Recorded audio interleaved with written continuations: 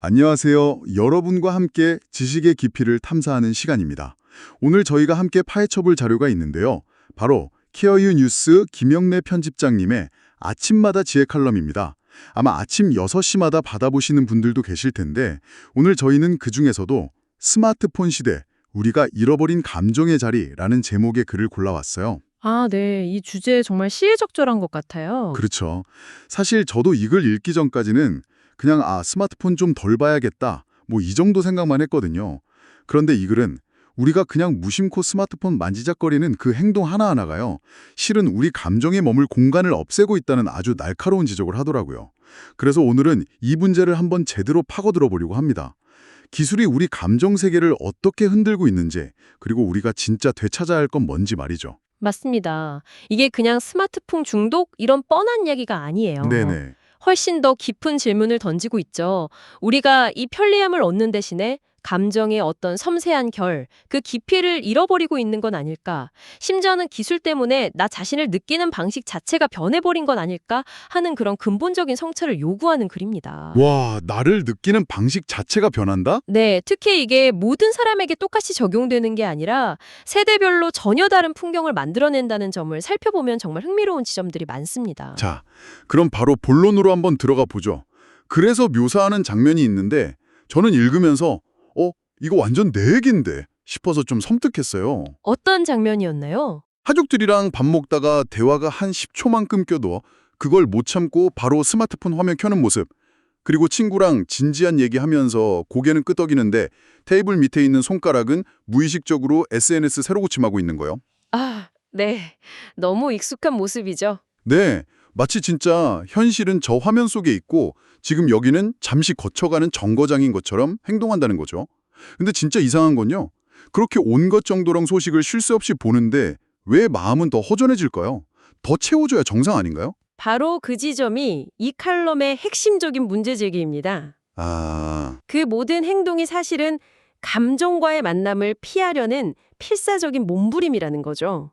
예를 들어서 마음속의 불안이나 지루함 혹은 약간의 슬픔 같은 그런 불편한 감정이 스물스물 올라올 때 있잖아요. 네, 있죠. 예전 같으면 그걸 가만히 들여다보거나 멍하니 창밖을 보거나 친구한테 전화를 걸어서 털어놓았을 거예요. 그런데 지금은 그 찰나의 불편함을 견디지 못하고 즉각적인 자극, 즉 스마트폰을 찾는다는 겁니다. 아, 그러니까 일종의 감정적 패스트푸드 같은 거네요. 깊이 음미할 시간 없이 바로 삼켜버리는. 정확한 비유입니다. 감정이라는 건 원래 시간이 좀 필요한 거거든요. 불안이 찾아오면 내가 지금 왜 불안하지? 하고 그 정체를 들여다볼 시간이 있어야 하고 슬픔이 오면 마음 한쪽에 자리를 내주고 충분히 머물다 가게 해야 하는데 우리는 그럴 틈을 안 주는 거죠. 불편한 감정이 고개를 들자마자 바로 디지털 소음으로 덮어버리는 겁니다. 덮어버린다. 그리고 글은 여기서 한 발 더 나아가요. 그 수많은 불편한 감정들의 가장 깊은 뿌리에는 외로움이라는 아주 근원적인 감정이 있을 때가 많다고 지적합니다. 근데 이게 흥미로운 게요. 외로움은 종종 짜증이나 피로, 심지어 분노 같은 다른 얼굴로 나타난다는 거예요. 아, 외로우니 분노로요? 네. 그래서 정작 본인은 나 요즘 너무 피곤해. 왜 이렇게 화가 나지? 라고 생각하지만 사실 그 감정의 진짜 이름은 외로움일 수 있다는 거죠. 바로 이 지점에서 스마트폰은 이 진짜 감정과 마주하지 않게 해주는 가장 쉽고 강력한 마취제가 되어버린 겁니다. 와, 마취제라니? 듣고 보니 불편한 감정을 피하려고 스마트폰을 본다는 말씀이 다른 현상하고도 딱 연결되는 것 같아요. 제 스마트워치가 매일 아침에 어젯밤 수면 점수는 72점입니다. 오늘 스트레스 지수가 높으니 주의하세요. 이렇게 알려주거든요. 네, 요즘 그런 기능들이 많죠. 처음엔 되게 유용하다고 생각했는데 이걸 보고 나서야 내가 오늘 피곤하구나. 내가 스트레스를 받고 있었네? 하고 제 상태를 인지할 때가 많더라고요. 이게 바로 감정의 주도권을 넘겨주는 시작 아닐까요? 바로 그겁니다. 감정의 주도권이 나에게서 기계로 넘어가는 결정적인 순간이죠. 원래는 오늘 내 기분이 어떤가 하고 내면에 물어야 할 질문을 이제는 내 스마트워치가 내 상태를 뭐라고 말하지? 하고 기계에 묻게 되는 거예요. 맞아요. 내 몸이 보내는 미세한 신호나 감각보다 데이터가 더 정확할 거라는 믿음이 생겨나는 거죠. 맞아요. 몸은 좀 찌뿌둥한데 수면 점수는 높게 나왔네? 그럼 괜찮은 거겠지? 하고 넘어가 버리기도 하고요. 그러면서 감정은 점점 숫자로 환원됩니다. 피로도 80%, 스트레스 지수 높음. 같은 딱지가 붙는 순간 슬픔에도 여러 종류가 있고 기쁨에도 여러 결이 있다는 그 복잡하고 미묘한 세계는 사라져요.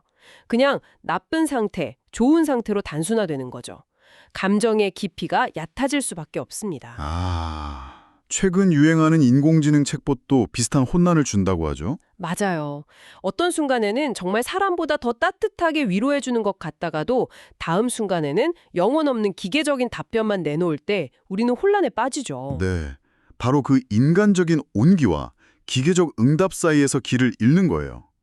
결국 기술이 감정을 흉내낼 수는 있어도 결코 대신 느껴주거나 이해해줄 수는 없다는 걸 보여주는 아주 좋은 예시입니다. 이 글을 읽으면서 제가 진짜 무릎을 탁 치게 만든 부분이 있었어요. 오, 어떤 부분이었죠? 바로 이 현상이 모든 세대에게 똑같이 나타나지 않는다는 점을 정확히 짚어준 대목이었는데요.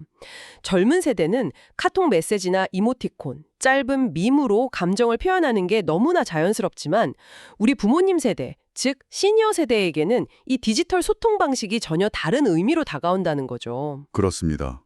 시니어 세대는 평생을 얼굴과 얼굴을 마주보고 목소리에 떨림을 느끼고 손을 잡아주면서 관계를 맺고 정서를 확인해온 분들이에요. 그분들에게 스마트폰 중심의 소통 방식은 평생 사용해온 익숙한 감정 교류의 통로를 갑자기 빼앗아가는 경험일 수 있습니다. 통로를 빼앗기는 경험. 네. 예를 들어 자식에게 장문의 메시지로 안부를 물었는데 오오? 이나? 이모티콘 하나만 띡 돌아올 때 그분들이 느끼는 단절감은 우리가 생각하는 것보다 훨씬 클 수 있다는 거죠. 근데 또 젊은 세대라고 해서 다 똑같지는 않은 것 같아요.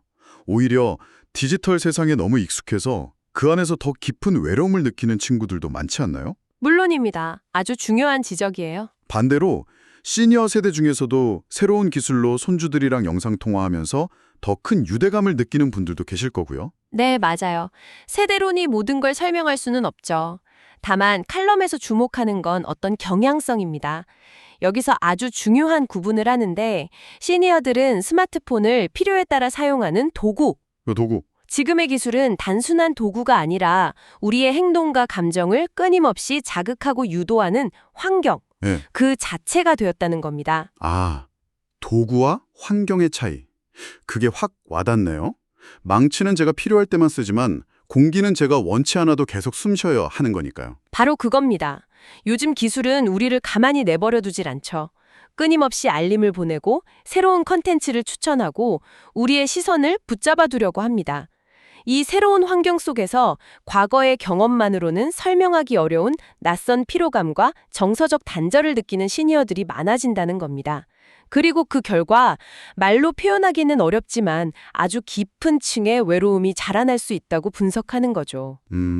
저희 아버님 때 언젠가 아버지 이모티콘으로 보내시면 더 편하고 좋아요 라고 말씀드렸다가 나는 글자로 내 마음을 온전히 전하고 싶다는 답을 듣고 한참 생각에 잠긴 적이 있습니다. 우리에게는 효율적인 표현이 아버지 세대에게는 감정이 거세된 기호로 느껴질 수 있겠구나 싶었죠. 그럼 이야기가 좀 암울하게 흐르는 것 같은데요. 이 거대한 기술이라는 환경 속에서 우리는 결국 감정을 잃어버리는 운명인 걸까요?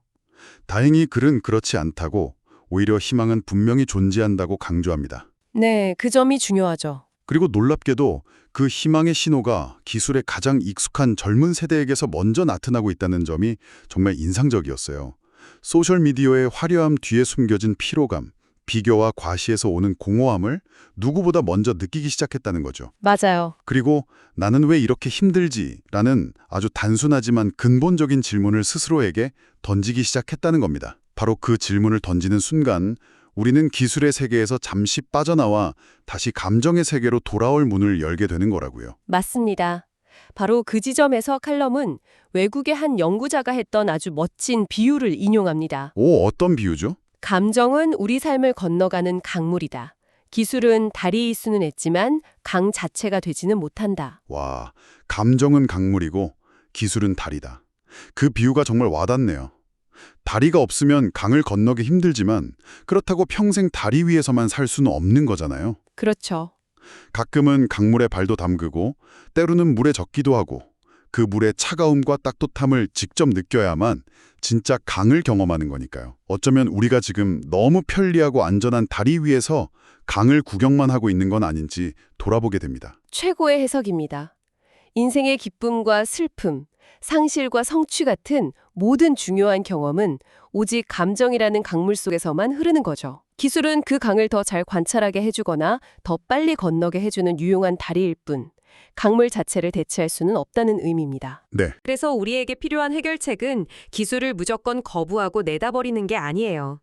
기술이 우리 삶을 편리하게 만들고 때로는 외로움 속에서 세상을 연결해주는 소중한 창이 되어준다는 사실을 부정할 필요는 없습니다. 다만 그 다리 위를 걷다가 나도 모르게 강물의 흐름을 잊어버리는 순간, 내 자신의 감정이 희미해지는 바로 그 순간을 알아차리는 것이 중요합니다. 알아차리는 것. 아, 내가 지금 불안한 감정을 외면하려고 또 인스타그램을 켰구나 하고 알아차리는 것만으로도 큰 변화가 시작된다는 거죠. 감정을 느끼는 능력은 인간만이 가진 특별한 재능이고, 그래서는 나이가 들고 경험이 쌓일수록 그 감정의 깊이는 더 넓고 풍요로워진다고 이야기합니다. 감정을 되찾는 방법이 생각보다 거창하지 않다는 점도 큰 위안을 줬어요.